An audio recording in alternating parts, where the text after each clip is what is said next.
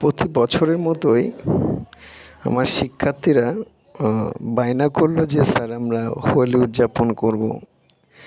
তো আমি এদিক এদিক না তাকিয়ে বললাম, ঠিক আছে, তোমরা যেহেতু সবাই একেবারে মন স্থির করে ফেলেছো হোলি উদযাপন করবে, তাহলে আমি কি সেখানে আর বাধা দিতে পারি? ঠিক আছে, ওকে ফাইন, করো করো, সমস্যা নেই, আমি তোমাদের সাথে আছি।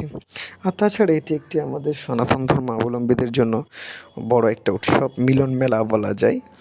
তো আমি বললাম, না ঠিক আছে, করে ফেলি না, প্রতি বছরই তো হয়, এবছরও করে ফেলি। তো যাই হোক, এবছর একটু অন্যভাবে করলাম। তো সবাই আনন্দিত, সবাই খুশি, একে অপরকে রং মাখছেন সবাই। উফ, বড্ড দারুণ লাগছে। আমাকে অনেক মাখিয়েছে, আমি কিন্তু আমাকে দেখাচ্ছি না, সরি। তো ভালো লাগছে আসলে, সবাই নেচে গেয়ে হোলি উদযাপন করছে, ভালোই লাগছে।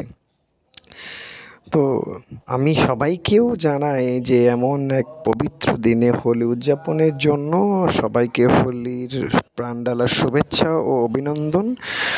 সবাই সুন্দর থাকুন, সবাই ভালো থাকুন, সবাই সুস্থ থাকুন।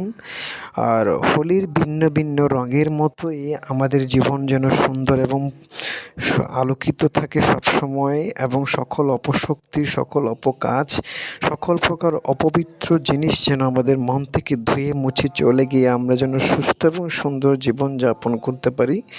এইরূপ প্রত্যাশা করে আমি ভগবানের কাছে প্রার্থনা করছি যেন আমাদের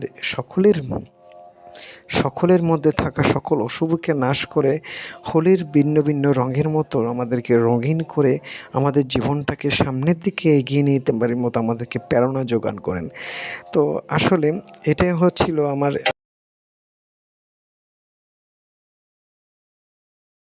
আমি আশা রাখছি অবশ্যই সবার কাছে ভালো লাগছে, আর সবাই সুন্দরভাবে উদযাপন করুন।